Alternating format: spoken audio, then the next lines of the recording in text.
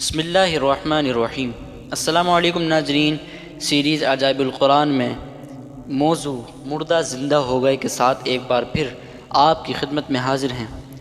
واقعے کی طرف بڑھنے سے پہلے ایک چھوٹی سی گزارش کرتا چلوں کہ آپ نے ابھی تک بات قرآن و سنت یوٹیوب چینل کو سبسکرائب نہیں کیا تو ابھی سبسکرائب کر لیجئے اور بیل آئیکن کو پریس کر لیجئے تاکہ آنے والی تمام اپڈیٹ سب سے پہلے آپ تک پہنچ سکیں۔ تو چلتے ہیں واقعے کی طرف۔ اس کا واقعہ یہ ہے کہ بنی اسرائیل کی ایک جماعت جو حضرت حزقیل علیہ السلام کے شہر میں رہتی تھی، طاعون کی وبا پھیل جانے سے ان لوگوں پر موت کا خوف سوار ہو گیا۔ یہ لوگ موت کے ڈر سے سب کے سب شہر چھوڑ کر ایک جنگل میں بھاگ گئے اور وہیں رہنے لگے۔ تو اللہ تعالیٰ کو ان لوگوں کی یہ حرکت بہت زیادہ ناپسند ہوئی، چنانچہ اللہ تعالیٰ نے ایک عذاب کے فرشتے کو اس جنگل میں بھیج دیا، جس نے پہاڑ کی آڑ میں چھپ کر اور چیخ مار کر بلند آواز سے یہ کہہ دیا، موتو، یعنی تم سب مر جاؤ۔ اور اس مہیب اور بھیانک چیخ کو سن کر بغیر کسی بیماری کے بالکل اچانک یہ سب کے سب مر گئے، جن کی تعداد 70,000 تھی۔ ان مردوں کی تعداد اس قدر زیادہ تھی کہ لوگ ان کے کفن دفن کا کوئی انتظام نہیں کر سکے، اور ان مردوں کی لاشیں کھلے میدان میں بے گور و فکن 8 دن تک پڑی رہیں۔ لاشوں کے سڑنے لگیں اور بے انتہا تعفن اور بدبو سے پورے جنگل بلکہ اس کے اطراف میں بدبو پیدا ہو گئی۔ کچھ لوگوں نے ان کی لاشوں پر رحم کھا کر چاروں طرف دیوار اٹھا دی تاکہ یہ لاشیں درندوں سے محفوظ رہیں۔ کچھ دنوں کے بعد حضرت حزقیل علیہ السلام کا اس جنگل میں ان لاشوں کے پاس سے گزر ہوا تو اپنی قوم کے 70,000 انسانوں کی اس موت ناگہانی اور بے گور و کفن لاشوں کی فراوانی دیکھ کر رنج و غم سے ان کا دل بھر آیا۔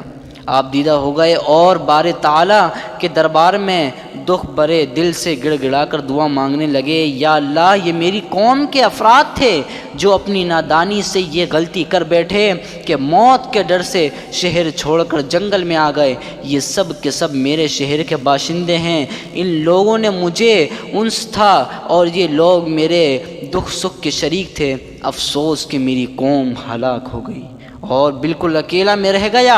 اے میرے رب، یہ وہ قوم تھی جو تیری حمد کرتی تھی، تیری توحید کا اعلان کرتی تھی اور تیری کبریائی کا خطبہ پڑھتی تھی۔ آپ بڑے سوزے دل کے ساتھ دعا میں مشغول تھے کہ اچانک آپ پر یہ وحی اتر پڑی کہ اے حزقیل علیہ السلام، آپ ان بکھری ہوئی ہڈیوں سے فرما دیجئے، اے ہڈیوں، بے شک اللہ تعالیٰ تم کو حکم فرماتا ہے کہ تم اکٹھا ہو جاؤ۔ یہ سن کر بکھری ہوئی ہڈیوں میں حرکت پیدا ہوئی اور ہر آدمی کی ہڈیاں جمع ہو کر ہڈیوں کے ڈھانچے میں بن گئے۔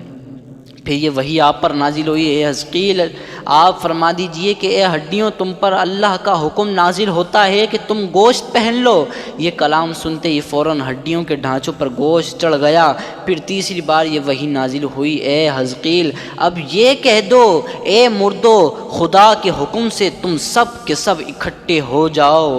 چنانچہ آپ نے یہ فرما دیا تو آپ کی زبان سے یہ جملہ نکلتے ہی 70,000 لاشیں دم زدن میں ناگہاں یہ پڑھتے ہوئے کھڑی ہو گئیں کہ سبحانک اللہم و بحمدک لا الہ الا انت۔ پھر یہ سب لوگ جنگل سے روانہ ہو کر اپنے شہر میں آ کر دوبارہ آباد ہو گئے اور اپنی عمروں کی مدت بھر زندہ رہے، لیکن ان لوگوں پر اس موت کا اتنا نشان باقی رہ گیا کہ ان کی اولاد کے جسموں سے سڑی ہوئی لاش کی بدبو برآمد ہوتی۔ یہ لوگ کپڑا بھی پہنتے تھے وہ کفن کی صورت میں ہو جاتا، اور قبر میں جس طرح کفن میلا ہو جاتا ہے اسی طرح ان کے کپڑے بھی میلے ہو جایا کرتے۔ چنانچہ یہ اثرات آج تک ان یہودیوں میں پائے جاتے ہیں جو ان لوگوں کی نسل سے ہیں۔